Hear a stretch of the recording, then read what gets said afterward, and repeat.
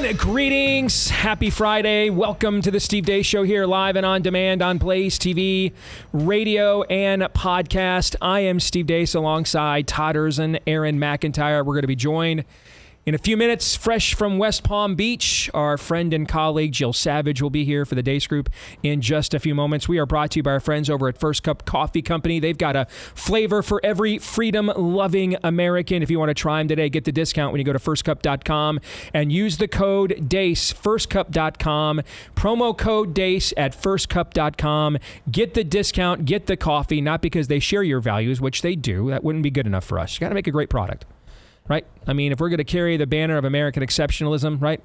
You're gonna claim the mantle of the king of the universe. You should be excellent at what you do. He's undefeated. You should strive to do the same.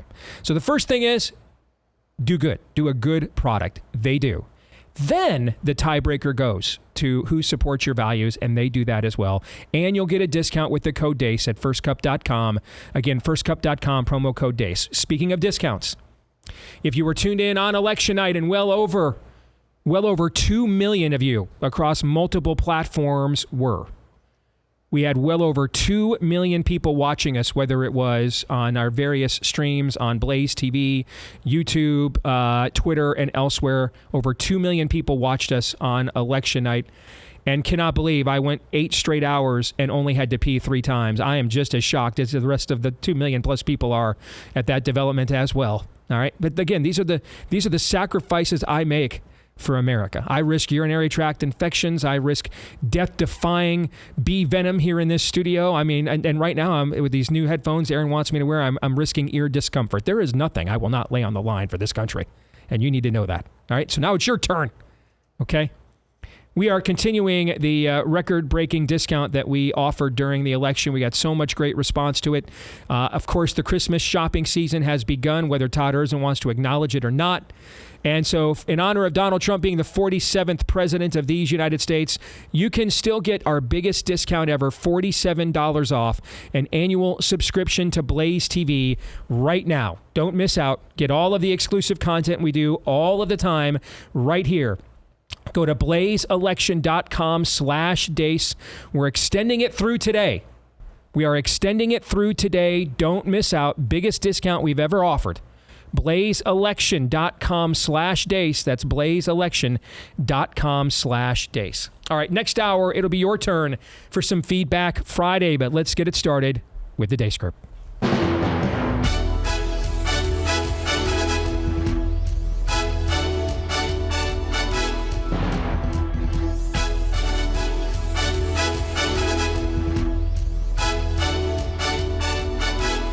There she is. Jill Savage joins us now. Welcome back from Florida, Jill, and always good to see you. So let's get it started. Our weekly look at the week that was, as we always do, with Issue 1.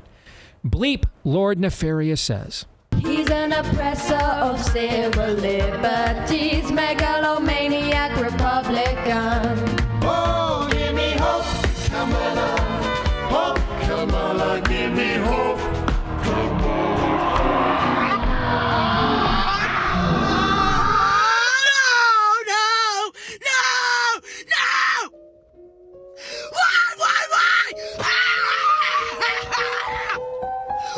Why? Do you really hate me that bad? That bad?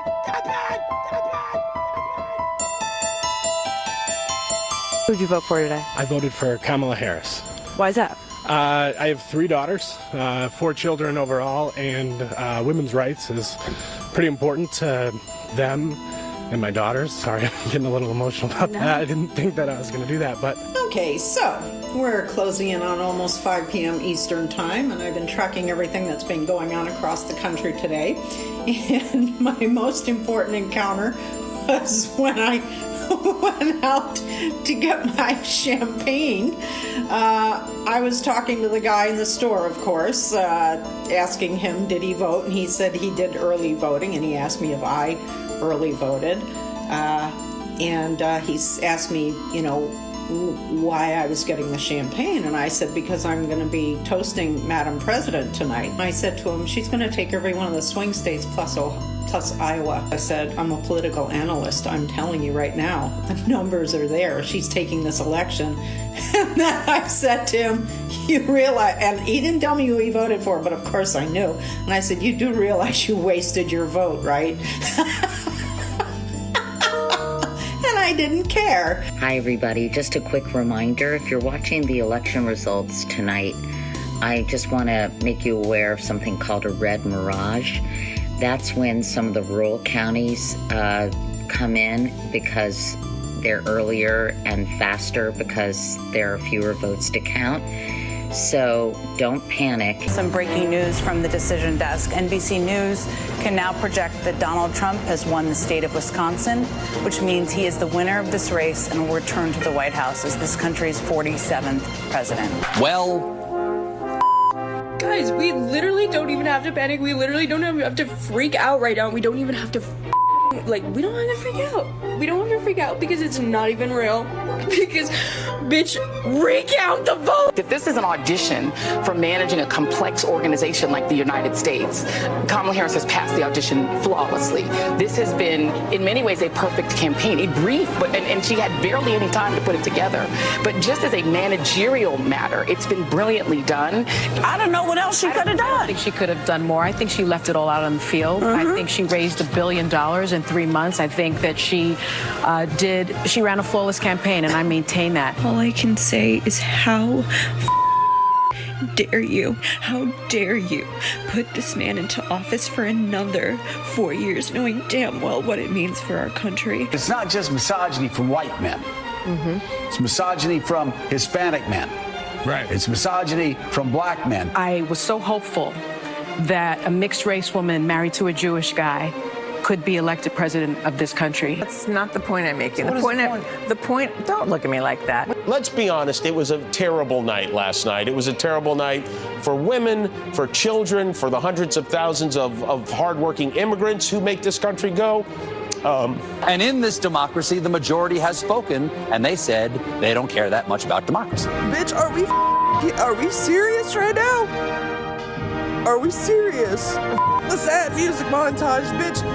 What in the I'm mad as hell. What the is going on? I say this in the most disrespectful way possible. I don't care if you are my family. I don't care if you're my friend. I don't care if we've been friends our entire lives.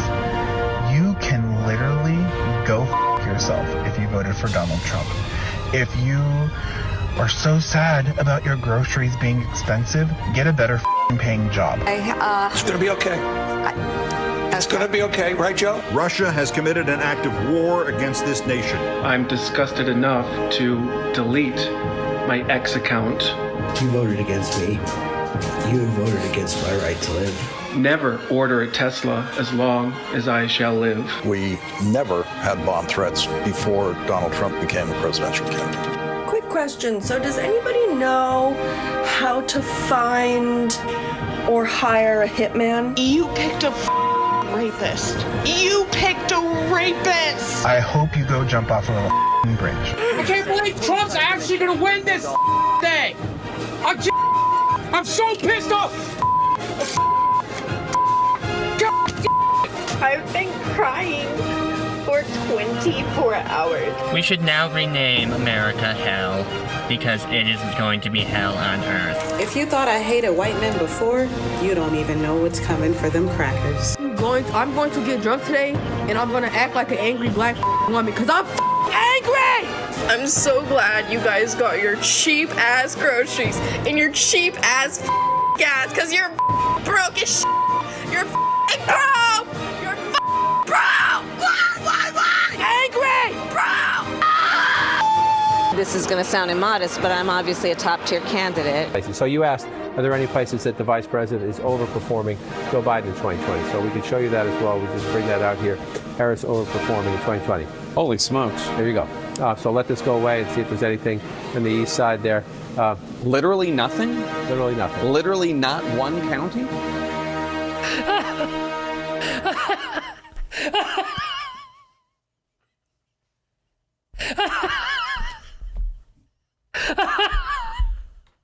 I'm going to play that on a loop. You Holy guys, crap. that is so good. Aaron! It's hard not to screw up a week like that. It almost feels like we need to retire this after this. How would we possibly top that? How could something better than that be produced? That is incredible. We don't break out the 1812 that often. Has to be special occasions. Wow. Steve, you're going to have to hop on his coattails because... No doubt. Dude. No doubt. All right, let's get to it. Ladies first, guest first. Jill, first question to you. What was the best, worst of what you just saw and why? As the only female on this panel, and yes, we still know what that is here on the Steve Deace Show, I will take the montage of all of the angry women who were uncontrollably yelling in rage in that video because they think that their country is gone. And oh, congratulations, you have cheap groceries again. Yeah. When social issues are the only thing that you have and abortion is your top choice, and that dad that was in there, he's like, oh, I have 3 daughters. I'm really here for their reproductive rights. So hold on, father of little girls. You're voting to not have grandchildren. You're voting to abort your own grandchildren. Okay. Put that aside. The women that are just out there uncontrollably sobbing, yelling, raging, that is what we are going to deal with for the next 4 years, because they are not going to let up. What happened when he was elected the first time, and they had the Women's March the day after his inauguration, just saying, oh my goodness, he's a terrible human. How much are they going to ratchet that up this time around, knowing that they got rid of him and now he's back? I just look at this and say, this is what we're going to be in for. And Aaron's going to have a pretty easy time putting montages together during the Donald Trump presidency. Todd. It's Jake Tapper. I know that's your boy. I know that's your boy. Poor Goebbels Tapper. And I already mentioned this when we came in on Wednesday, but for him, having to just be kicked right in the nuts by asking for John King to press the button on that graphic and to literally stare into a black abyss of utter nothingness that he helped create. Nothing, and his voice nothing, nowhere. Yes, you did that. Aaron. Man, it's a target-rich environment. Let's go. Man, there's so many dishonorable mentions that I want to say too. Let's go to the political analyst. That's what that was. What a bully. What a flippin' bully. Who does that? Who goes to somebody probably making minimum wage at the liquor store, goes and says, your vote was wasted? That is a frickin' bully psychopathic behavior right there. And it's a good and healthy thing that people like that are demoralized and humiliated this week. That's a good thing. That's bully behavior. So that's the worst. Can I say, watching this again, that, I mean, meaning their behavior, is there something wrong with me? I'm not getting as much enjoyment out of it as I did in 2016. Yeah, something's wrong with you. Okay. How dare you? And I'm not trying to Jesus juke anybody. I'm not here to say, one of my buddies who works closely on the Trump side, he told me after the election, don't judge me, but I'm going to really enjoy the next 24 to 48 hours. And I said, hey, man, I don't know how you could possibly avoid it, okay, given the level of vindication here. But we're outside of the first 24 and 48 hours of the election, unless you live in retarded Arizona. If you live in retarded Arizona, elections must go on. The elections must go on. In fact, I want to look right now because now I've got a bee in my bonnet about Arizona. Katie Hobbs. It was 69%. They're up to 76%, guys. From yesterday at 8 a.m. until today at 12:15 Eastern, they have counted 7% more votes. It's the dry heat, Steve. It That's is, what causes especially this time of year. Yes, it's the dry heat. Indeed, it is. And I just got to say, Ruben Gallego, it just is very uniquely popular, I guess is all I can say. We had 5 battleground states where there was both a hotly contested presidential race and a Senate race. There is one race where the Republican challenger in the Senate on the Senate side received more votes than Kamala Harris. Not more votes than Kamala Harris and won. Only one has received so far more votes than Kamala Harris did in their state. Can you guess which one? It's Kari Lake in Arizona. It's the only one. Like I had somebody come back at me. She is just that uniquely unpopular. She got more votes than Kamala Harris, and they've only gotten 76% of the vote counted. And yet somehow, some way, guys, Ruben Gallego is so uniquely popular that he got that more votes already than Kamala Harris did in his own state. No other campaign, and no other Senate campaign in any of the battleground states where that's the case. So I'm sure that's totes legit and not corrupt, if not retarded. Anyway, I've completely lost track of what I was saying. Oh yeah, all right, back to that point. Okay, I just had to get that in because I'm having flashbacks. I thought election night 24 had purged my PTSD of 22, but what's happening in Arizona right now? I'm having like residual twitches, okay? Like want to go and arrest Katie Hobbs myself. All right, so, but watching this again this time, I find myself thinking, holy crap. If you remove the laugh track, there are a lot of very broken people in this culture. Like, tragically broken. In the funny little, at least I thought it was funny, little rant that I went on yesterday. Yes, we will punish you. Yes, we will bring you vengeance. We will take the creepers out of your women's bathrooms. We will cut your taxes and inflation and make sure you've got more take-home pay. We will stop having your job stolen by an illegal alien and your daughter raped by them. I mean, that's the platform we're talking about here. And the level of undone in that montage there. It's supernatural. And so I just think we should take a pause for a second when we're done laughing. And I'm totally fine with that, by the way. Okay. But I think we should also recognize that there is serious existential spiritual brokenness there. And I think we need to understand also, you cannot drop your guard. You cannot think, oh man, we're safe. We want you. You're sharing countries and neighborhoods with that. And what it will do if it gains power over you, what it will then do to you. 5 minutes away from childless cat lady Karen telling a guy, your vote is wasted. It doesn't count.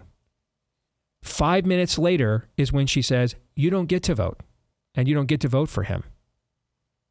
Because that's the exact person that thought what the Colorado State Supreme Court tried to do earlier this year was a just and right thing. Just take people we don't like off of ballots unilaterally. So, yes, it's been a long, strange trip. It's been the longest election cycle of our lifetimes. It's been a lifetime of a cycle.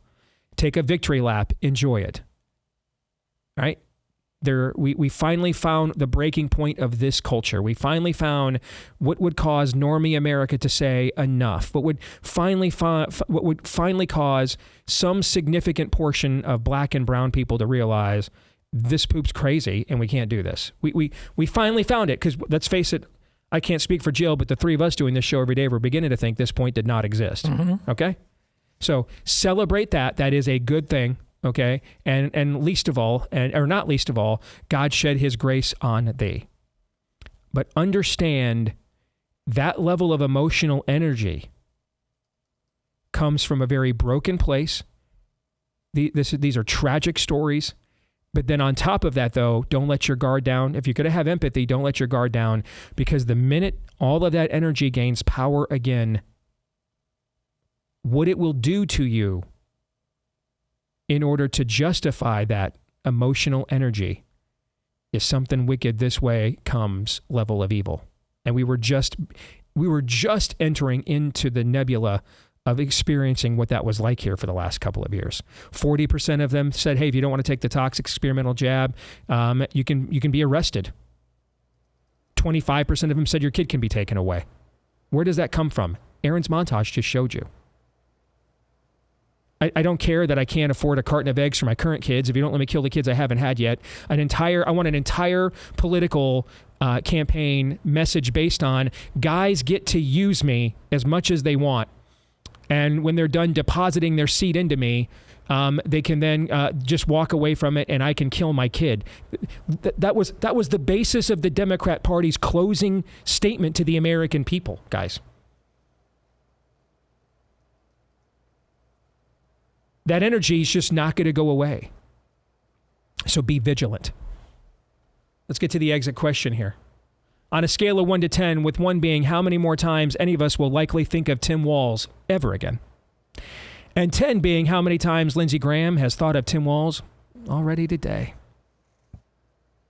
Rank this week's level of total depravity, Todd. 10. Jill. 10. Aaron. 10. All right, a word about our friends. I always like when we make Jill smile like that. A word about our friends over at realestateagentsitrust.com. I know what you're thinking. Wow, Trump wins. The next day they cut interest rates. Let's go.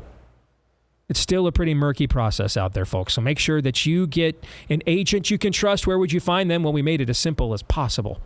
We just created a website called realestateagentsitrust.com. We then put a database there. With agents from all over the country, a lot of them from right here in the Blaze audience.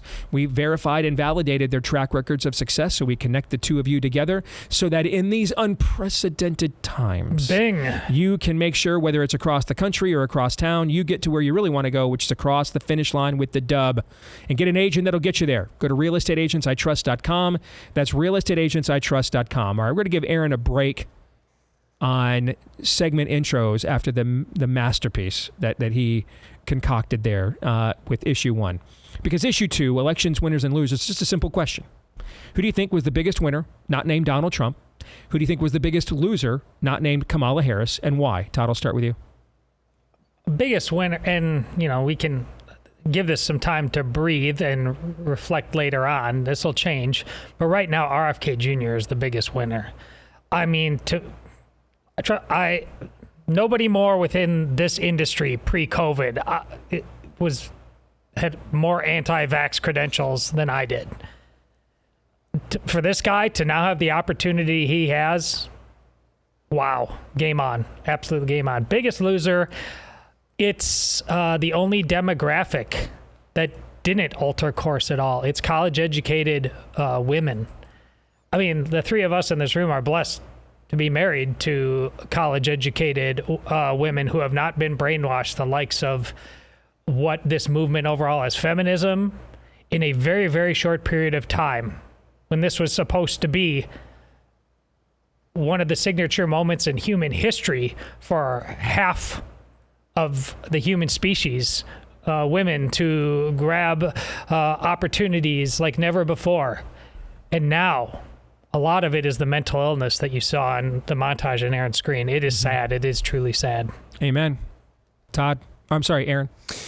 I think the biggest winner is, you know what? We're not going to give a whole helmet sticker, but in the vein of what I said on overtime the other day. Sorry, I know. What happens on overtime is supposed to say on overtime, but it's got to be men.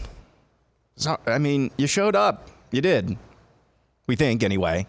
We'll see how the continuing exits, but for now, that's a win. Now, it's only going to stay a win if you keep showing up. And I mean like every day. I'm not talking every 2 or 4 years. It's only going to stay a win if you keep showing up. So half of a helmet sticker, or maybe even a whole helmet sticker, you did it. You really did it. Biggest loser, I think it's basically this sounds so obvious, and we're going to talk about this a little bit more, so I don't want to step on this, but it's the Democrat Party. They have, and I don't mean this to say that they're not going to ever win another election. That's not what I mean. But they have big systemic problems over there, and they're not going to be able to fix them, because even if they do recognize what those problems are, and I'll get into that a little bit later, they're not going to be able to fix them, even if they recognize the problems. Can't rise above your own worldview. Correct. Yep. So it's the Democrat Party. Jill, what do you think? I'm with Todd. The biggest winner is RFK Jr. because the opportunity to transform health in America right now is at the greatest that it's ever been. Yes, the jabs that RFK will address, but also just taking out all the crap in our food once and for all, right? I think this is something that people really started to wake up with, in particular in this election cycle, that everybody's like, you know what? Yeah, I know I probably shouldn't eat like the junk food. I know that's bad for me. But then you realize, even if you're trying to eat some of the healthier foods, it still has a bunch of the crap in it. So I think that being on the table right now and what that will do just for people's health going forward, and you won't have to rely, hopefully, on big pharma as much in the future. That is a huge, huge opportunity that I hope they take full advantage of. The biggest loser for me, the pedos that want to trans the kids, guys. Donald Trump is already out there making videos. The 2 days after he's elected, we have the 250th birthday celebration for America going to be right there in your backyard in Iowa. But he's also coming out and saying, you know what, I'm going to protect the kids. You're not going to be getting away with this anymore. And the Democrat Party, right, that's who's trying to do this as a whole. But it's just knowing that this is going to be one of the top issues, because he's saying this right out of the gate. That gives me hope, no matter what else is going to happen going forward, that we can get healthy and protect our children. And you have those crazy women there in Aaron's montage that are like, oh, what are we going to do? It's going to be okay, you guys. It's going to be okay. So I'm an ideologue, man. So if you're good on my issues, I don't care what the name on the back of the jersey says. I like you. And if you're bad on my issues, I don't care what the name on the back of the jersey says. I like you. I have been overall very impressed with the way Trump and his team have behaved from the very beginning of their victory speech. And I did not have on my bingo card Trump coming right out instead of taking victory laps galore and just putting out like really defined and detailed policy statements and plans. Dude is laying down markers. It's very clear. He is serious about addressing the things that went wrong the very first time. So I think you got to give him a lot of credit for that. Let's get to the exit question. What was your biggest surprise of the 2024 election results? Jill, I'll go to you first.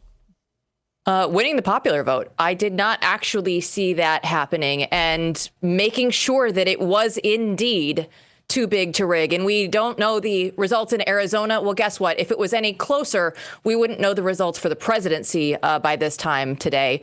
And it was, in fact, too big to rig. That was the biggest surprise for me. Todd?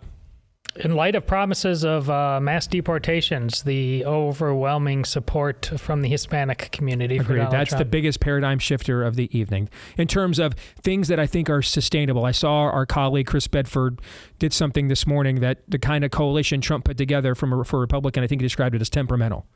And so the pressure is on to deliver for that coalition, to hold them together. I agree with that as a whole.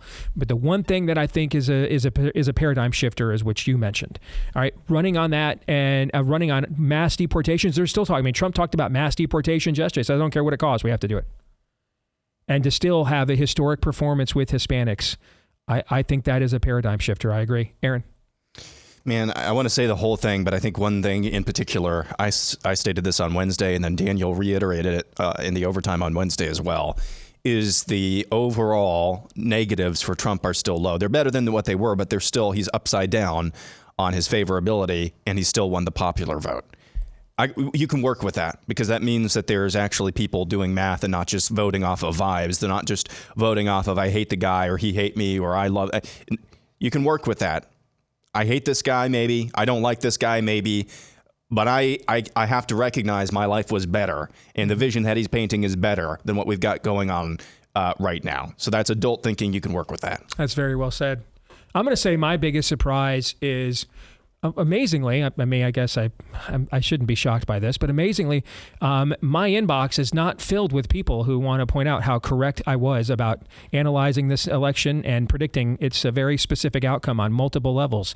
Because I sure heard from all of y'all after the 2022 election. I haven't heard from a lot of you here the last 3 days. That's my biggest surprise, the silence. More in a moment.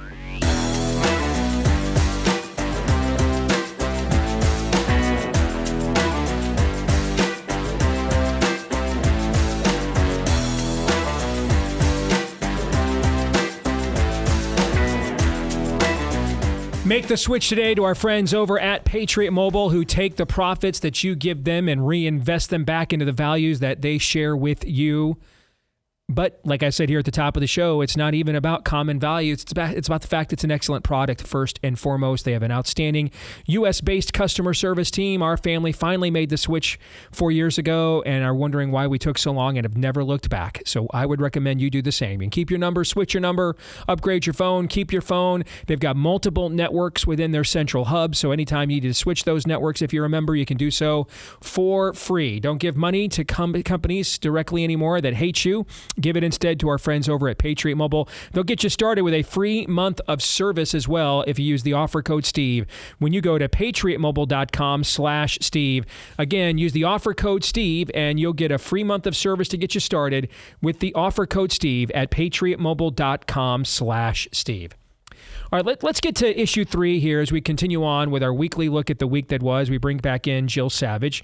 And the question on the table is, where does the Democratic Party go from here? Aaron alluded to this, and I want to discuss a tweet from former Bush White House spokesman Ari Fleischer. He pointed out the groups that Kamala did best with tell you why the Democrats have big problems. Rich people, which is considered to be those making more than $100K, went from +5 for Biden to +8 for Harris. This is the only group that Harris grew with from 2020 compared to Biden. Those who never go to religious services, +26 for Harris. Those who have no religion, +40 for Harris. College grads were +8 for Harris. Those with postgraduate degrees, remember we had Scott Rasmussen on the show last week. He thought that could be, if Kamala wins, then we have a huge turnout of those with postgraduate degrees. She won them by 24. And that has Ari to conclude that the Democratic base is college-educated, wealthy, non-religious people. And that's why they're losing Hispanics and working people. They are a party that's increasingly rich, non-religious, and elitist. I mean, the numbers tell that story. I mean, that's essentially what the Democratic Party is. And that's why those are its values, right? And so, therefore, now with that background and data in mind, let's ask the question. And Aaron, I'll start with you. Where does the Democratic Party go from here? They may win elections, but they're going down. Progressivism is cancer. Progressivism is cancer. I cannot say that enough. It is cancer. Right now it's contained, we think, hopefully, to one organ. But it is cancer, and it's killing them. And I've already seen a lot of pundits, apparatchiks on their side, correctly. Even Bernie Sanders came out and said, hey, we've abandoned working class people. We've abandoned who we, typically relied upon. I've seen some analysis even from their side. They kind of understand it. Here's why that doesn't matter. What happens with cancer? Can you just, I have cancer, and you can just imagine it away. You can just speak words of power into existence and just no. It has to be taken out. It has to be taken out. And you cannot do that yourself. Something has to come in and take it out. So they cannot do it themselves. Another way of saying what you just said in the last segment, you can't rise above your own worldview. That doesn't mean that they're not going to win elections. That doesn't mean that Republicans can fumble the bag that they've been given here and that they rightfully earned. But they are going down a very dark path, and it is spelled out perfectly in what Ari Fleischer said. They have backed themselves into a very, very narrow corner. Now, that corner might get bigger. It might get bigger. I hope it doesn't, God forbid. But it's out of touch, elitist God haters. That is their core fundamental base. That is the foundation of their party. Mm-hmm. And so they're not going to really be able to get out of that. They cannot rise above that until that changes. And they're not going to be able to make it change themselves because you can't get rid of cancer by just speaking words of power into existence using your wonder words, Joel Osteen. You can't do that. So I don't know. It's not going to a good place is the answer, regardless of what their apparatchiks say, regardless of what postmortems say. It's not going to a good place. To me... And it isn't in a good place now. Correct. I mean, we thought it was a demonic construct for the last few years. To me, this is the challenge then for the Republican Party based off of what Aaron, I think, accurately analyzed and Ari Fleischer has accurately outlined. The challenge for the Republican Party is that the non-religious, irreligious group among whites, barring revival or the church seriously getting its act together, is going to grow. Okay. And so you're going to maintain your current coalition. I know I talked about the fact that we had a record, well, not a record, but it was the lowest turnout for evangelicals in the electorate since 2012. But they were still 1 out of every 5 voters were white evangelicals that voted for Donald Trump. All right. So that's the lowest since 2012. That was still 1 out of, actually more. It was 22%. So more than 1 out of every 5 voters. Okay.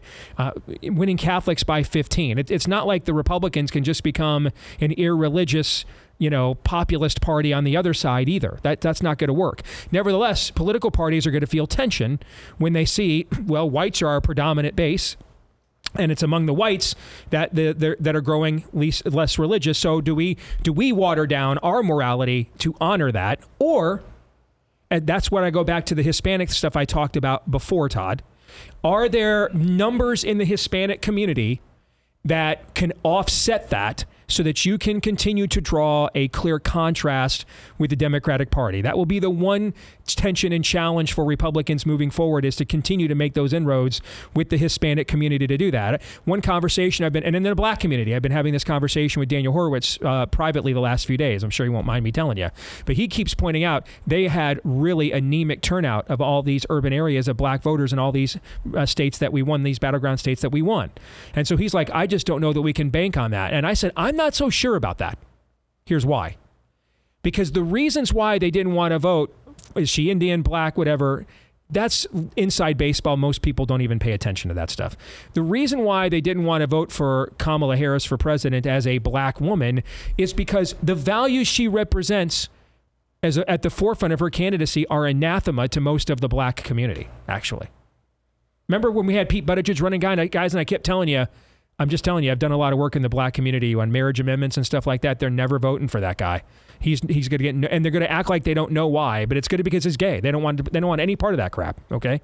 So is it that they had low turnout, or they become so radicalized, like that Charlemagne the God dude is on his podcast this morning saying, well, how come Trump's not a fascist and literally Hitler anymore?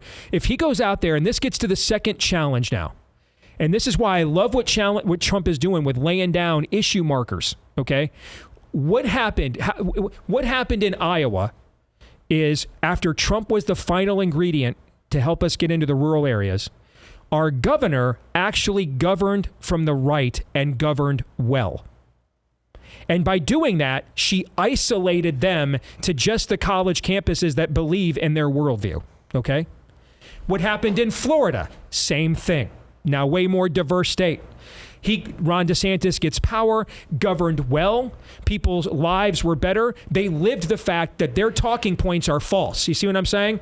He didn't just, this was one of the great conundrums of the first era of Trump, is that he would message our stuff and therefore energize their base, and then all too often not deliver. So then we got the worst of both worlds. We were energizing their base with our messaging, but then not delivering on our messaging. You see what I'm saying? But now, if we're going to, as Kim Reynolds showed, and to an even greater degree, I would argue Ron DeSantis has shown, because it's a tougher environment than Iowa, what those two governors have shown is if you govern on our messaging, and it shows that people's lives are shown to be better off for it, then the sinister messaging that they are good at, that is their stuff, it doesn't play into it, and it cancels it out. And in the Democratic Party in both Iowa and Florida are irrelevant entities by and large. They're just letterheads.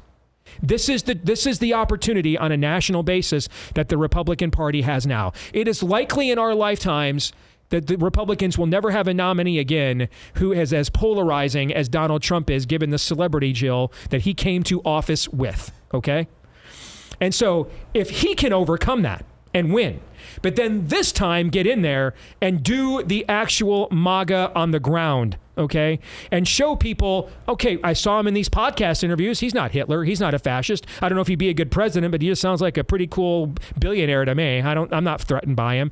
Now, if he gets in there and can govern well, and the country is better off, it blows up the camouflaging of their messaging, and it forces them to say, we just want a communist America. And you can't win like that. And that's what's happened to him in Iowa and Florida. And that's what the opportunity now exists for Trump and his administration in D.C. Any thoughts on that? Well, yeah, but it's... But if they don't deliver... Here's what's going to happen. If they don't deliver, they're going to lose 40 House seats and the Senate in the midterm elections. Mark it down right now. We have a proof of concept, and we have had it for a while now. People are still reticent to do it because of how badly we've been worked over a long period of time. And that's why the Democrats are, to your answer, where do they go from here? They're going to be Iran. They're only going to burqa harder. All right? They're going to look at all that mental illness there. That's their Hamas. That's their Hezbollah. They're going to pick and choose how to farm them out as terrorists to the culture. They're not going to change. That poll that came out in Iowa within the Des Moines Register newsroom, nobody there said, no. They're Iran. They're all in. They're going to burqa And now harder. she's out there saying, well, I energized the Republican base, and that's why he won by 14 points. That is an incredible amount of gaslighting. Yes. Yeah, that's an incredible analogy, Todd. It is a great analogy. Yeah. Jill. Yeah, gaslighting all around, because if you go back to that RE tweet, I mean, the Democrats, they've lost the working class. David Axelrod even went on CNN and said, they're acting like they have this attitude of moral superiority. And unless they address how to get the normies in the working class back, the Democratic Party is going to lose for a very long time. But on your Latino population and the vote that they had this week for this election, we have Voz Media here in the same building as us, as Blaze Media. And it's basically the Spanish-speaking Blaze. And they started 2 years ago. And we had their main anchor, Karina Yapur, on our show yesterday. She had worked at Telemundo. She had worked at Univision. But now in the Latino community, they actually have a conservative network that is actively going out there and saying, hey, come over here, listen to these ideas. And I think that if now they're offering alternative programming and everything, you actually have a fighting chance to go out there and not only just keep the community that we've built, but also continue to build on it. Because as Karina was saying on our show yesterday, you only have two groups. You're either evangelical or you're Catholic, right? There's not a lot of the atheists out there in the Latino community. So if that's what the Democrats are going to just hang their hat on, and we know that, and Ari's poll showed that, they aren't going to continue to build inroads with the Latino community. And that, to me, is, again, it's something that we have to look forward to with some optimism if we can keep the messaging right. Let's get to the exit question. Well said there, Jill. On a scale of 1 to 10, with 1 being how often we will say the name Tim Walz in a political context from this time forward, and 10 being how often Lindsey Graham will say the name Tim Walz in an erotic context before sundown today. How prepared to govern this time do you think Trump 2.0 is compared to the first time around, Todd? 8. Wow. Mr. Vinegar off the top rope with the optimism. Jill. 2 Lindsey Graham jokes in one show. I can just leave now. 9. Aaron. I was going to say 8.5, not knowing what either Todd or Jill were going to say. Wow. Okay. I'm really pass the Kool-Aid. I'm in. Optimistic. All right. Issue 4, kicker topic quickly. Which media gained and lost the most trust in this cycle, do you think, Todd? X gained the most. I mean, no question. My goodness. Yep. And lost the most. I'm just going to, twice in one show, I'm going to keep saying it, Jake Tapper. I know that's your boy.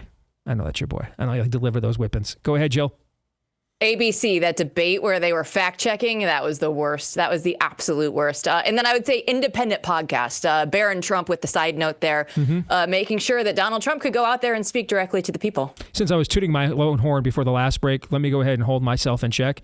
Next go around, when I have a meltdown that the election is over and we're toast because our candidate sucked in the presidential debate, someone put a check on, because I was convinced after that debate this was going to be like a 35 state loss. Okay. So next time I do that, and I'm just telling you because I'm going to, I'll do it again.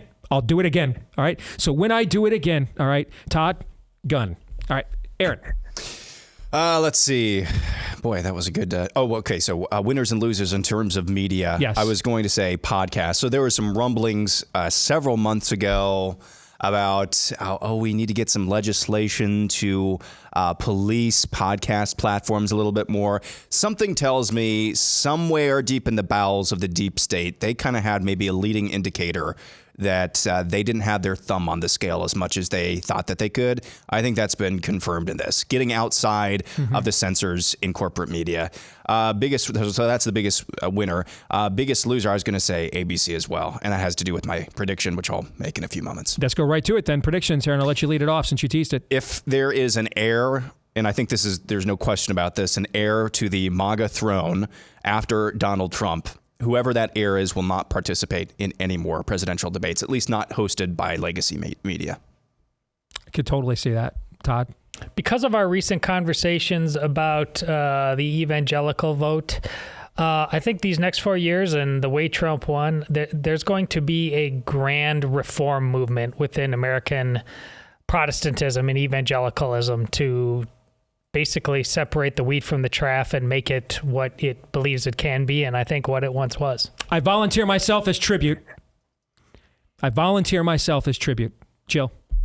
With the Trump mandate, and I'm saying this because I want this to happen, so I'm saying the opposite thing. Because we can't have nice Senate things, it will not be Rick Scott as the leader over there in the Senate. We can only have so much winning, you guys. In the Senate right now, we're probably going to get stuck with poo. I like we're doing emotional hedges. It's only been 3 days. I like it. I'm going to predict, and I think this is why he announced the birthday celebration so far in advance. I'm going to predict that Trump will retire from the presidency after hosting America's 250th birthday celebration. It's the ultimate victory lap. And it also gives him an opportunity to hand off the reins to J.D. Vance as Crown Prince of MAGA, and get people used to him being the face of the brand moving forward. So that's my prediction this week. He would have to be in failing health for that to happen, in my estimation. He'll be 80 years old. I know. 2 years from now, he'll be 80, 81 years old. Yeah. I thought his Joe Rogan interview was better than Trump's even. He was incredible. Yeah, I have not had a chance to watch it yet. You think it's worth my time, even after the election, Yes. Jill? Okay. Yep. All right, great stuff. Thank you, Jill. Good to see you as always. Take care. Have a great weekend. All right. We are going to come Get back. some sleep. All right, yeah, I'm going to try. When we come back, it'll be your turn with Feedback Friday here in a moment. Stay tuned.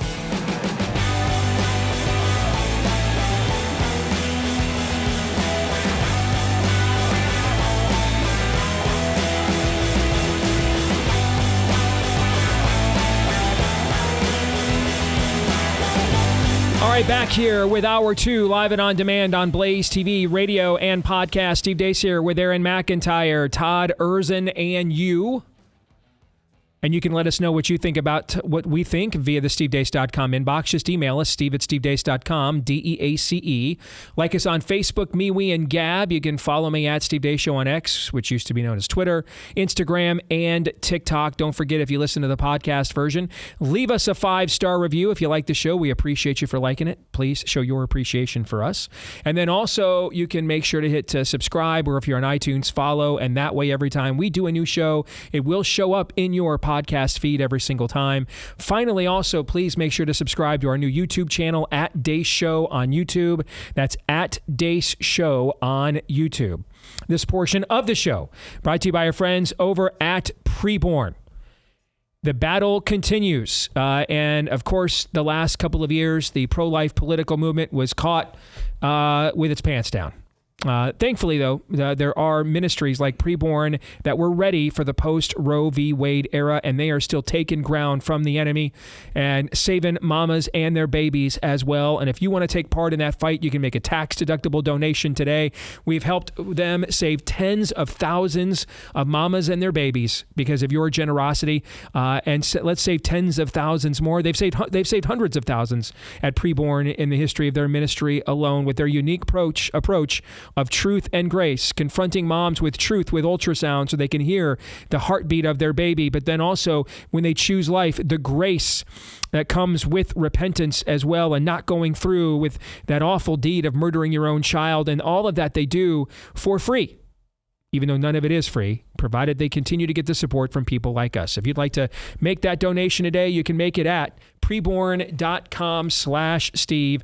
Again, head over to preborn.com/Steve. And one more reminder as well, we have extended our biggest discount ever from election night, $47 off your annual subscription in honor of Donald Trump being the 47th president of these United States. So through Friday, we are extending it. If you go to blazeelection.com/Deace, blazeelection.com/Deace, it's our biggest discount ever. We had such a great response to this. Let's keep it going. A great way to get your Christmas shopping done early too.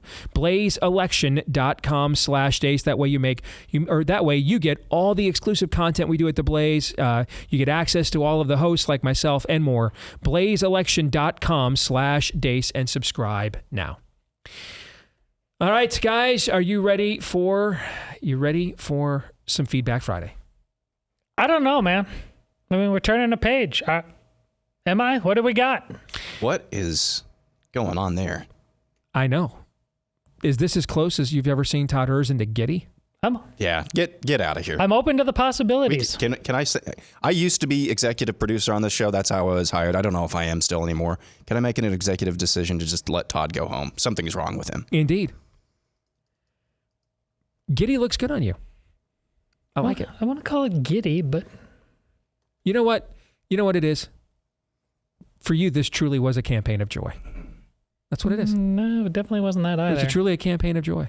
It truly ended up being a campaign of joy for you. Now we're right back. You did. No? I'm back. You did it. Well, this first question is actually for you. Oh. All right. So Beth wants to know, what advice do you give to a Catholic who has a priest whose political views are contrary to the teachings of the church and Christ? And when he brings up politics from the pulpit, it angers quite a few people because of where he is coming from. Well, if it angers quite a few people, why aren't you people doing anything about it? All right. So this is a great question I have as a Protestant, right? Because I'll just leave and go to church where the pastor's better. Okay. So you guys have an infrastructure, right? What happens? What do you do? I mean, can the faithful appeal to the diocese above the priest and say, hey, this guy's basically a neo-heretic, get him out of here? Can that happen or not? Yeah, you can absolutely do that. But before you do that, I would do the same thing you do in a Protestant church. If you have people, critical mass, he's your priest. He's not your dad. He's not your boss per se. Like, confront him. Like, when one of these deacons did it during COVID, went right back there, just pulled his pants down in front of everybody, embarrassed him. And he had nothing to do, nowhere to go, and he deserved it, and he earned it. You guys, you don't go straight to the bishop. Don't write us any more letters unless you and these people who you say exist confront him. Priests can be wrong just like anybody else. I think we get that by now, don't we? Confront him. Other than that, everybody, look at all the people that stepped up here with this election and just said, you know what? It's time for something different. It's about action. Our faith is incarnate. Once again, it breathes, it bleeds, it dies and rises again. You don't sit there and emote and live inside yourself. It's not a static process. Goodness, yes. Folks, there's a new birth of freedom. That's why I was optimistic. I'm open to possibilities. Confront him, shame him, embarrass him if need be. Maybe that's exactly what he needs. But if you have usually I'm used to doing it just by myself. You say it's upsetting a lot of people. Go take care of your business then. Fair enough. By the way, not that I feel compelled every time that there's one side of the argument is getting chastised to provide equal time, but because of the Catholic question, Aaron, this did remind me of something I read this morning on our side of the fence. Mm-hmm. Did you see this story that Stephen Lawson was not actually a pastor on the staff even a member of Trinity Church or a member? What? How does that happen? When did the idea of people preaching every Sunday to churches they're not pastors of? Can you tell me when What biblical, what sola scriptura statute is upheld by? Let's have somebody preach every Sunday who's not a member or a pastor here. Do you know what apostolic teaching in one of Paul's epistles that was? I'm not sure how that even, I can't even fathom how that's even a possibility, but I did see that this morning. Who was it? I want to make sure I give it. Was it the Protestia had that report? Okay, I want to make sure I give him credit. Go ahead, Todd. Well, I can, but it has to do with everything I just said about Catholics. This is not top row Catholicism right here. Look, no wonder this thing went away. Humana. We're moving on. Everybody's guilty there. This wasn't some secret. A bunch of people knew that something was going on that was a little weird, and y'all just said, "I guess this is how it is." And they're the correct. I don't see how you can come to any other conclusion other than that. You, as a faith-filled believer, Catholic or Protestant or evangelical, if you're called and led by God are you called and led by God to be something other than a dumb sheep? There's so many people there that clearly knew what was going on and said and did nothing or at the very least had plenty of reasons for spidey sense to tingle and ask no follow-up questions at all to soothe their own consciences. This is the spirit of why I'm against the idea of churches, and I can see right now those who want to book me for speaking engagements are going to freak out at what I'm about to say, but gird your loins. This is why I'm against the spirit of the idea of one church in many locations, of franchising a church. And because it creates this perception, it's the same thing here with the Stephen Lawson story. It creates this perception that some people are just so special and so good at this that their voices have to be franchised. They're like Colonel Sanders with the secret recipe for how to season the fried chicken. McDonald's and the secret sauce. What's in Arby's sauce? They're proprietary. No, you're not. It's not a corporation. It's a church. All right? There is no voice in the New Testament more important than Paul's other than Christ. He writes more of it than anybody else does. He didn't franchise himself. He planted churches with pastors and ministers. And they did the teaching and preaching. And then, apostolically, if people went astray, he stepped in and corrected them. But this idea that you're just so good at this, that no one else could do what you do, that's not true. This idea that you're just so good at this, that you get to preach here and you're not a member, you're not a pastor, you're not suffering with the people here in the community, serving with the people here in the community, rejoicing here with the people in the community. You're not directly attached to them. What in the world is that? What is that? That is celebrity worship, okay? I promise you, no matter what town you're in, there is somebody there the Lord could call or anoint. And maybe they're not there right away. Maybe for a while you do that to, transition things and set them up, right? But the idea that long term, we have to beam you in because there's just no one else in that community that you could teach, coach, disciple to shepherd the flock. I just don't agree with that. And I think the heart of it is wrong. I think it's diametrically opposite of the model. Plant churches. Train, mentor leaders. Anoint leaders, hold leaders accountable, wash, rinse, repeat until the Lord's return. That's the process. Plant churches, mentor, shepherd leaders, then anoint those leaders when they're ready. Hold them accountable after they're anointed, and then just keep doing that over and over and over again, whether the Lord comes back tomorrow or in 10,000 years. That's the process. You're not that good at this. Nobody is. You're not that special. Be a traveling teacher, a traveling evangelist. Be Billy Graham then. That's great. But the idea of franchising local churches, I just vehemently oppose it. Because for every pastor that doesn't go to his head, and every elder board that they then don't act as if our pastor's just that cool, and can keep their heads on straight. I'm just telling you, human nature cannot handle that level of fame and acclaim. It can't. That's why. What? By the way, unintentionally, what's the hoodie I'm wearing today? Why do you see kids born into celebrity families or kids that become celebrities? Why do they have way more problems typically than the kids who aren't? Because we're not wired to be considered the famous person in the room. Let me tell you, one of the coolest things I ever saw in my entire walk was at a Promise Keepers here in Des Moines almost 20 years ago. And Chris Tomlin was the musical act. And his final number, he got up and sang his maybe his signature song at the time, famous one. And when he got done, this was their encore. When he got done, they had us singing the chorus as the men. They stopped playing their instruments, set them down, and just walked off the stage. There was to be no applause. Because that's the message of the song. And they wanted to reinforce that. No one is so good, no one is so special that they have to be franchised as a voice in a pulpit. Rather than planting a church. No one is.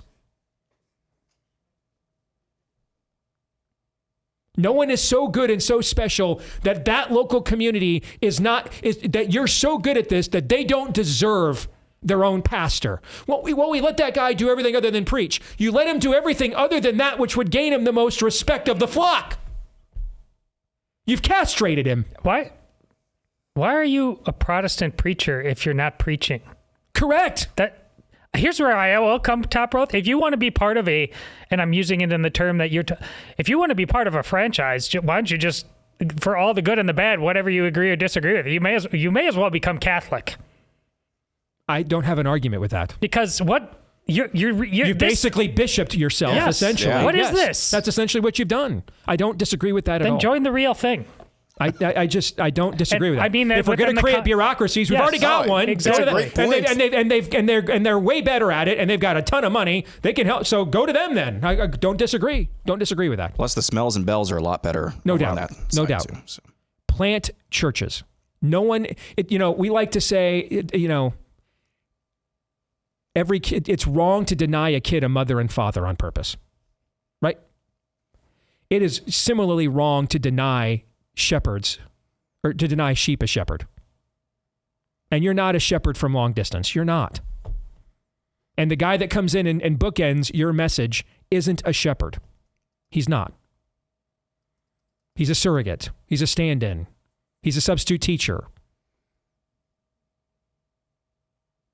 How much standing would a father have in a home if he did nothing to protect and provide for it? He did everything else. Yeah, this is my point. He did everything else. Okay, played with the kids, helped clean the house. He did everything else, but the top two things that is expected of a father: protect. If there was a strange noise in the middle of the night, have mom get up. He did everything other than the top two things that a man is expected to do for his home: protect it and provide for it. Everything else other than those two things. What's the respect level he has in the home? As the kids get older and stuff hits the fan and they need a dad, they call on that guy? Probably not.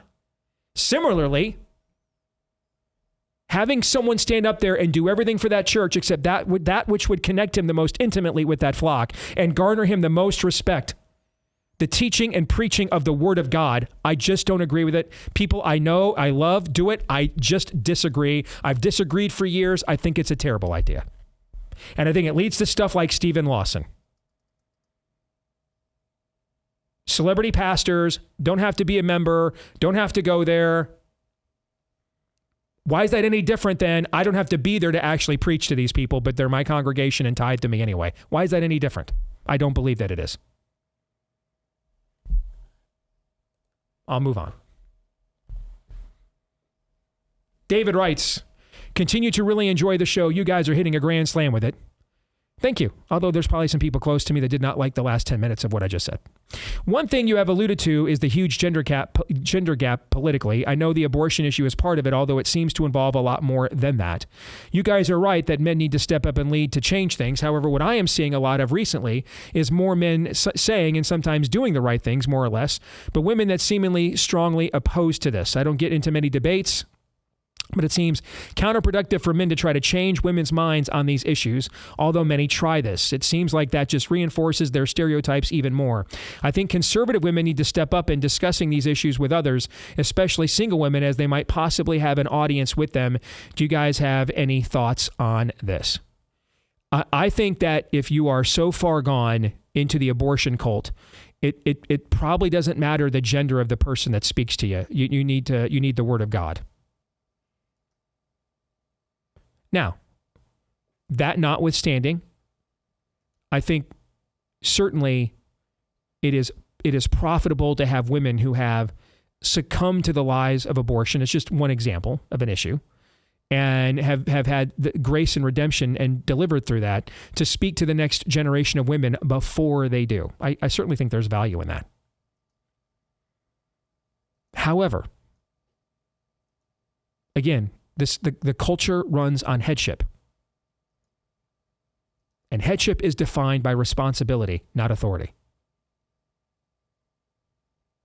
The reality is that a woman who feels secure in a relationship with a man that she is married to and didn't take advantage of her sexually before they got married, and then she feels secure is going to be there for her if she gets pregnant after they're married, and take an active role in the raising and providing for of the child.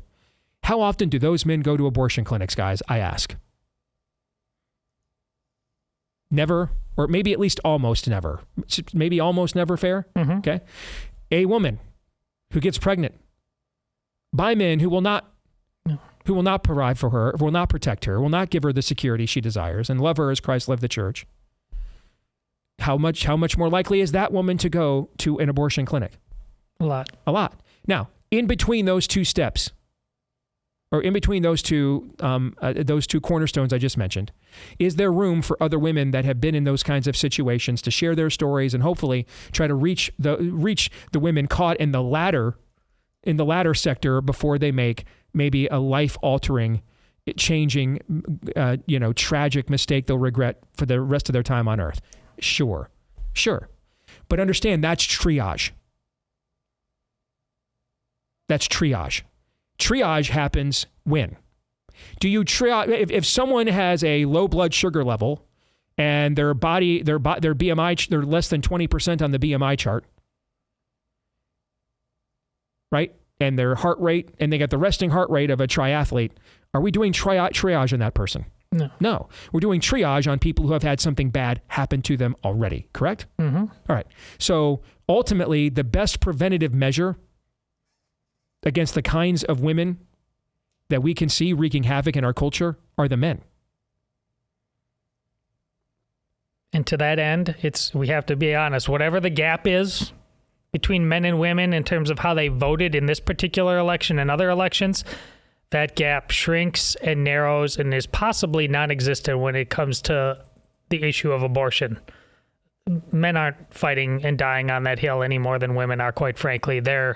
You see these ridiculous videos where one woman is bragging about how many times she has sex with anonymous dudes within one 24-hour period. Well, those dudes are happy to lie. I mean, we've got a long, long way to go on this particular issue. Men are every bit as complicit as women. No doubt.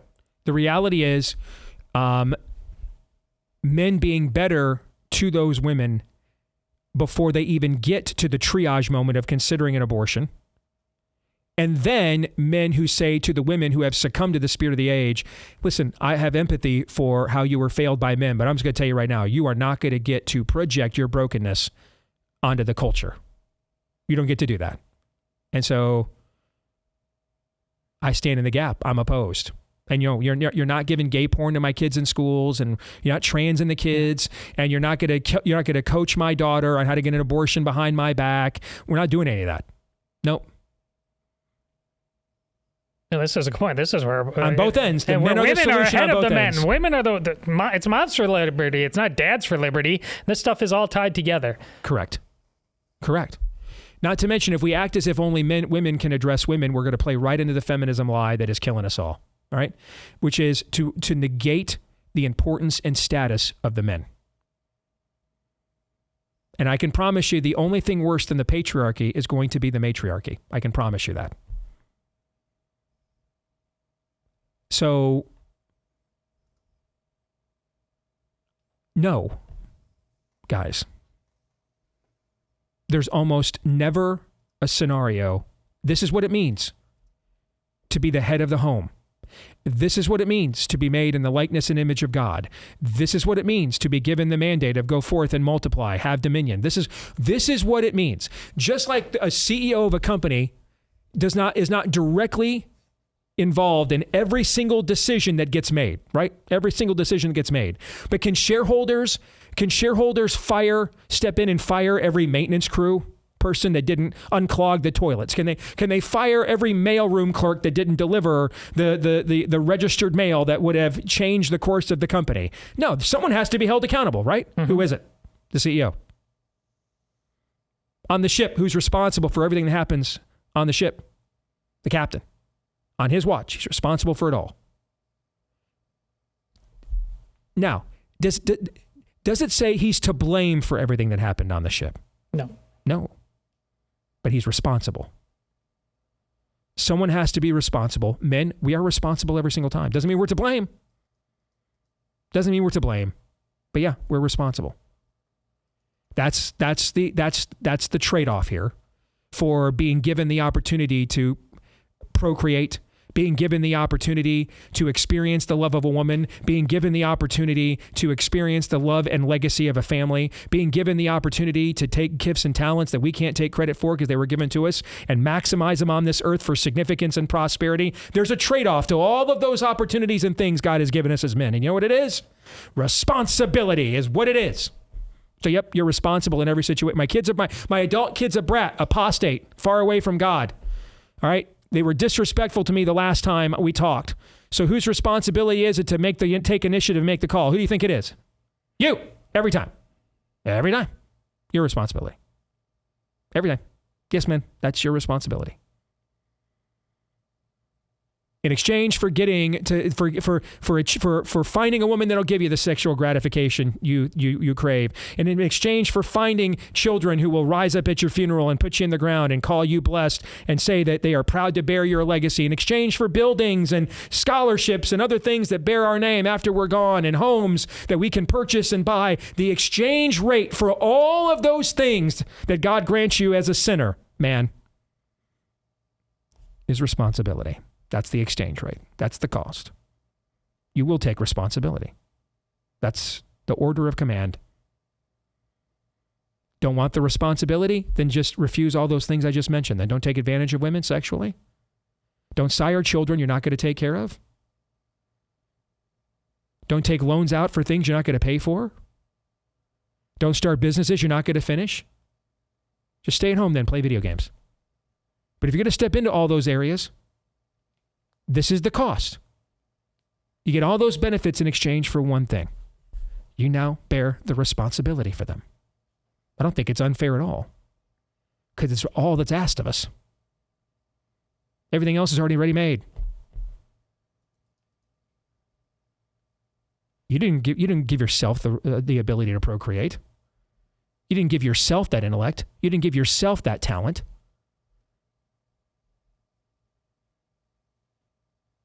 It was given to you. And so in exchange, lead. That's what responsibility means. Aaron, you want to add any to this at all? No, that was a tour de force, and just underscoring, I see this a lot in our discourse, just the discourse, I should say, on X, is that there's always a tendency to finger point at one sex or the other, when really it should be a both. It's always a both and. It's always a both and. And you can make the chicken or egg things that I talk about all the time. Is it this way because this happened, or is it's always both and? There are no broken women. There are no broken men. There are just broken people because we're all broken by sin. And until the discourse shifts to that direction, we're really never going to be over the target. And maybe East of Eden, we never could be, but I know we're pretty far off the target now. I would settle for getting a little closer to on target. Couple more quick items here before we get to the break. I don't want to start another note because I won't have the time. We'll come back with more of your feedback. I just saw this from CNN's exits. More states swung in one party in one party's direction from the last election that we have seen in any presidential election since 1992. There's only one state that swung left, and that was Washington. Meaning in terms of not result, but the total amount of votes for one party to the other. Yeah. Okay, red or blue. Okay. Also, the best GOP showing ever with ages 18 to 29 in 20 years. Best showing with black voters in 42 years. Best showing with Hispanic voters since we've been keeping the stat. Well, and this is a good time to remind everybody that what Steve just said about responsibility and genders applies to that statistic right there as well. They expect something out of it. We must understand that population, why they did what they did, not wish cast about it, and meet it accordingly to the extent that we can. That's called governing. Be a grown-up about it. And in Trump's defense, he's laying down markers on issues in great detail, unlike anything we've ever seen him do before, man. Saying, hey, I've got an agenda. I'm coming in hot. Better be ready. We're going to rock and roll, and we're going to make you vote on this stuff and put people on the record, and everybody's going to know where you stand on things. Even mentioned term limits last night. Okay? So I'm here for it. So I have a quick question as well before we get out of here. Similar to how exit polling, what's a top issue? If you say abortion is a top issue, well, that doesn't really drilling down. Maybe people saying, no, I'm against abortion. That's a big issue for me. You see what I'm saying here? Sure. I saw an exit poll this morning. I tried to find it again just as you were talking there. I couldn't find it. That a top issue amongst Trump voters was actually democracy. Do you think, now I don't know, do you think Elon Musk's message about, and he harped on this over and over again, about creating a one-party country? Correct. Do you think that really penetrated? I do think it penetrated for sure. Wow. I do. On some level, I absolutely do, particularly with the sane, whatever's left of the sane liberal crowd we saw join with people like us during COVID, okay?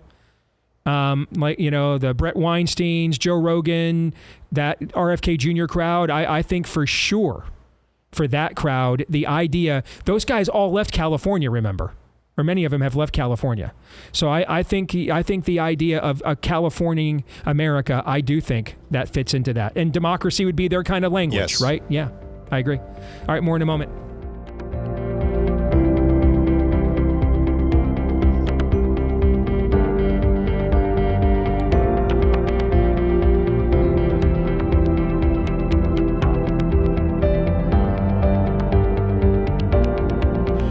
Christmas shopping season is here. In fact, we are off on Monday. After putting in a ton of hours the last few weeks and months, I'm giving the team here the next 2 Mondays off. We are taking a consecutive long weekend. So we're off on Monday. No show at all. Not even an evergreen. We still got more days off we have to use. So we're taking one of them on Monday. I'm taking my youngest daughter, Zoe. We're doing a little daddy-daughter trip up to the Mall of America for some Christmas shopping. I've never seen the MOA during Christmas time, so I'm looking forward to that.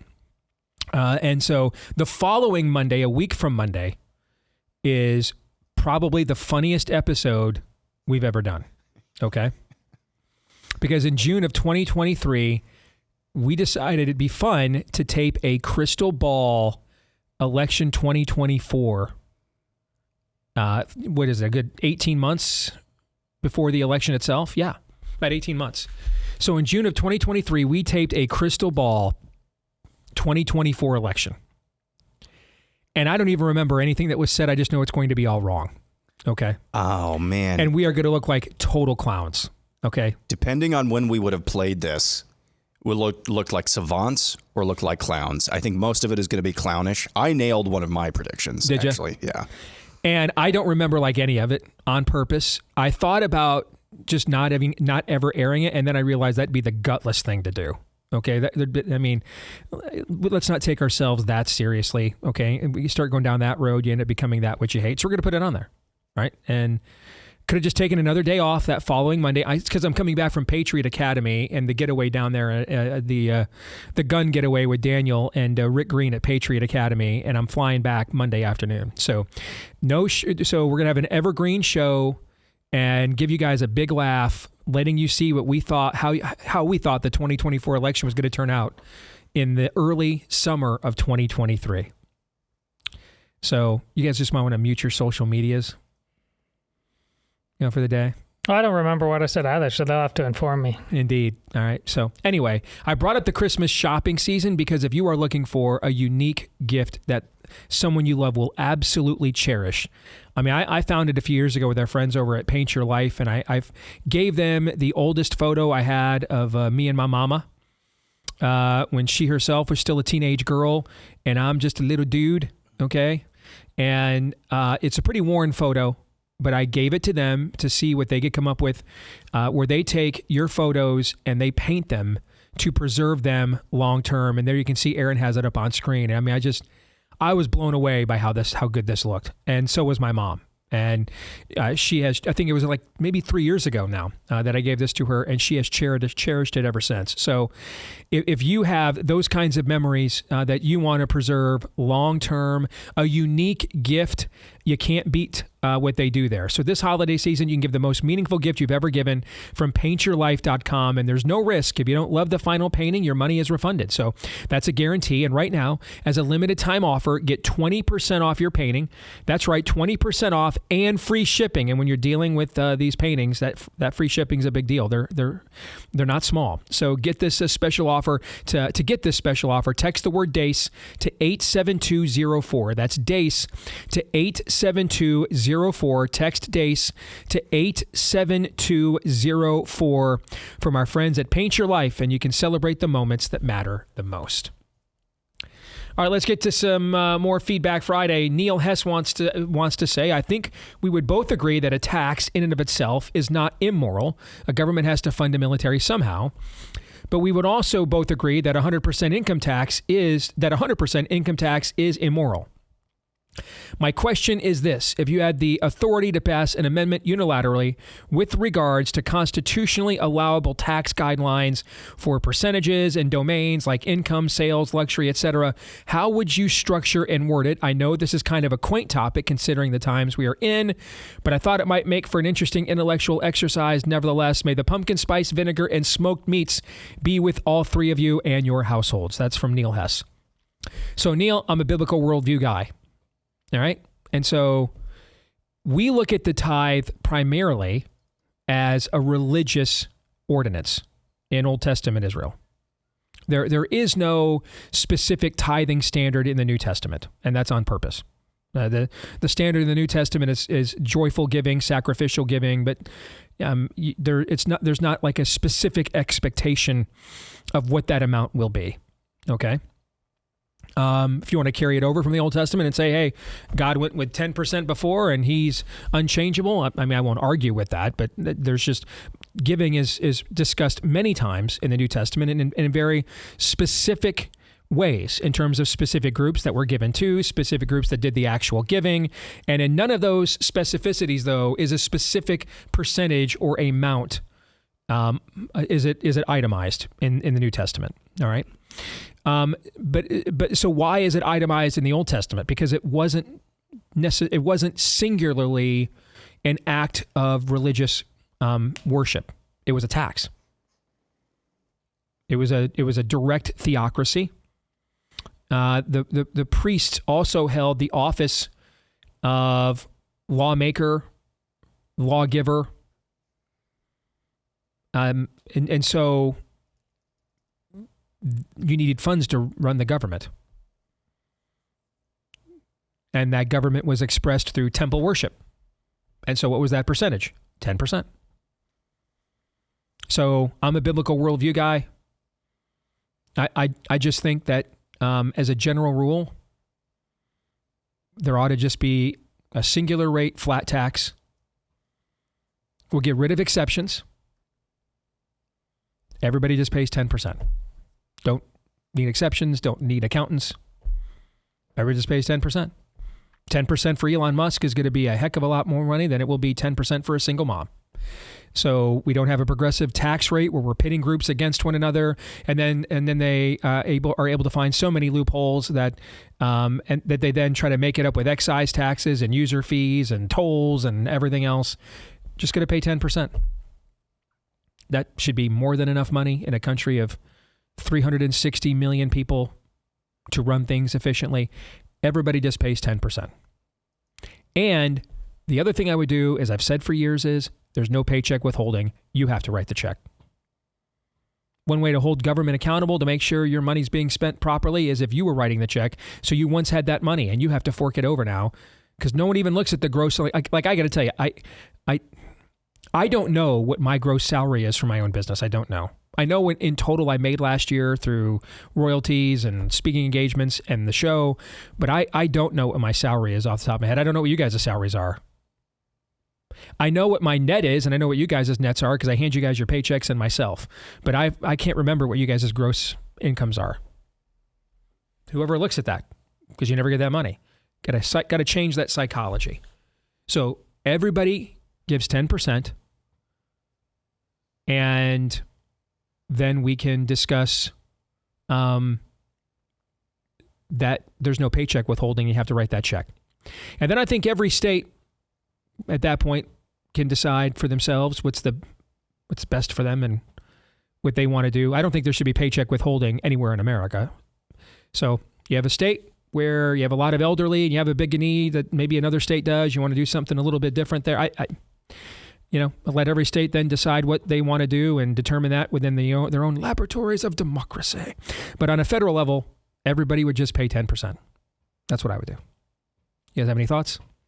Well, no matter who you are, I would ask you to take it out of theory into practice and, okay, what are you going to cut? Because I've known a lot of people in my life and they stick out their chest and they're very certain that they're economically conservative, but they're huge social liberals. Well, then this is a meaningless conversation.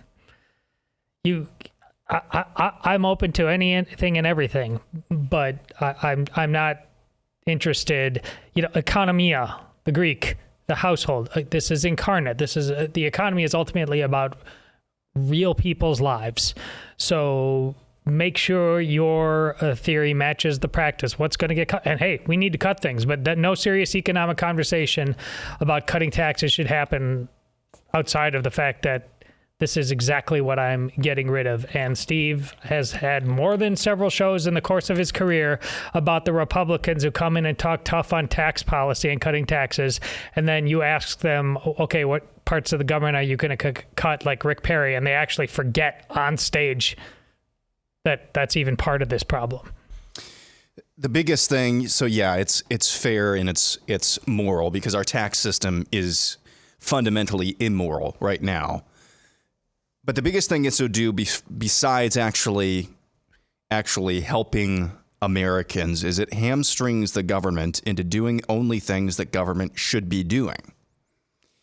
And it hamstrings and shoehorns the government into actually promoting human flourishing.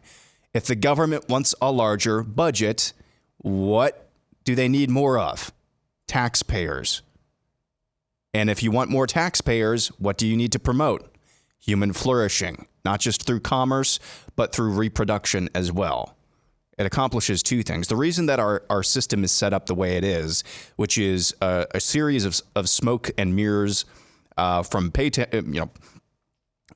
withholding, so you never really know. It's kind of out of sight, out of mind. You have a progressive tax system, so the rich are going to fund it.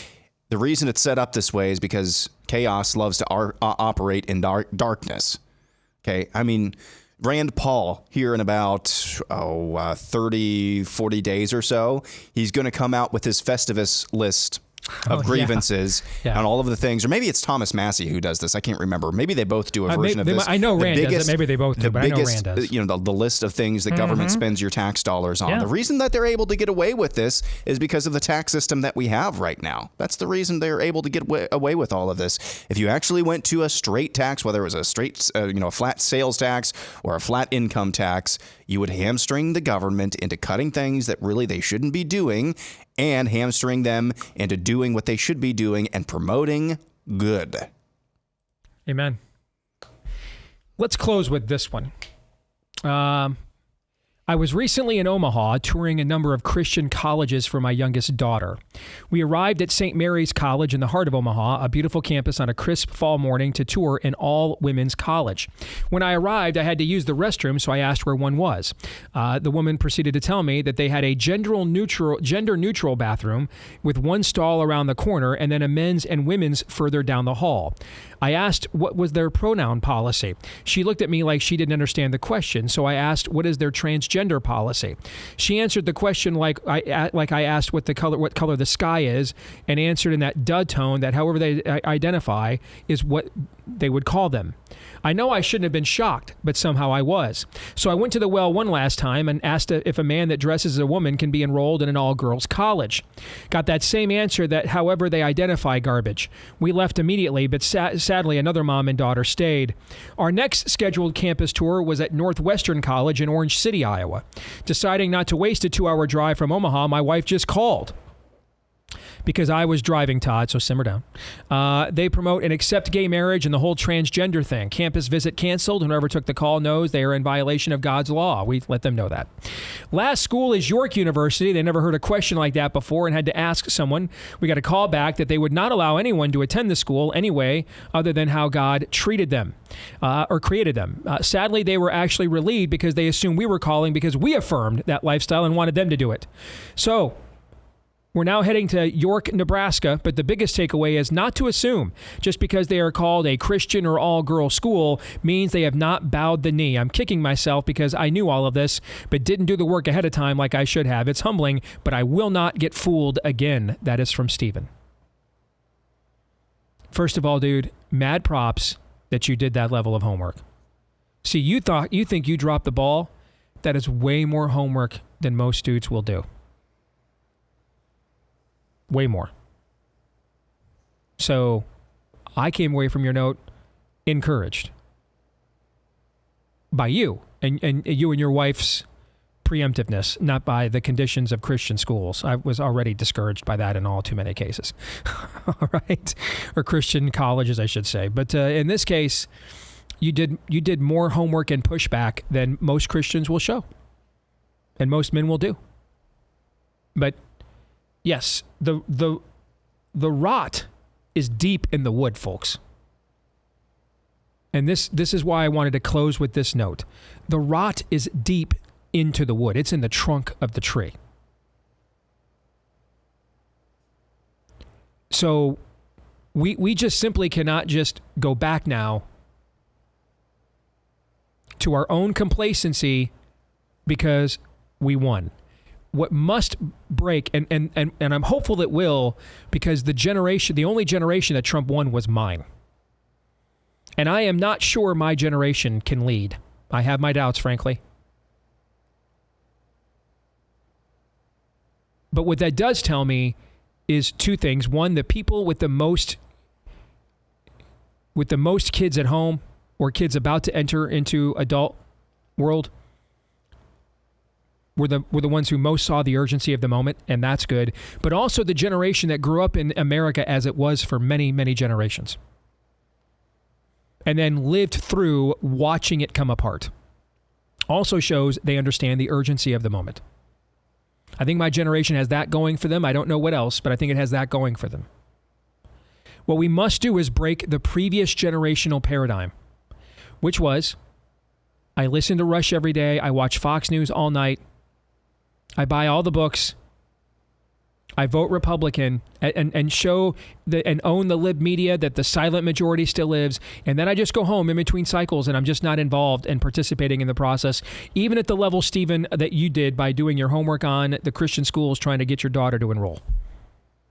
We cannot do this. We can take nothing for granted. We are granted a reprieve. We were not granted a rescue. A reprieve, not a rescue. A reprieve, not a rescue. We now have an opportunity for some rescuing. But this was not the rescue. This was the reprieve. Donald Trump is not a god. He is not a transcendent being. He can't be everywhere. We have to take advantage of the moment, and it starts with little things like what Stephen says in this note. Just started asking questions. Just started checking in. Just started following up. Men, listen to me. Just started showing up.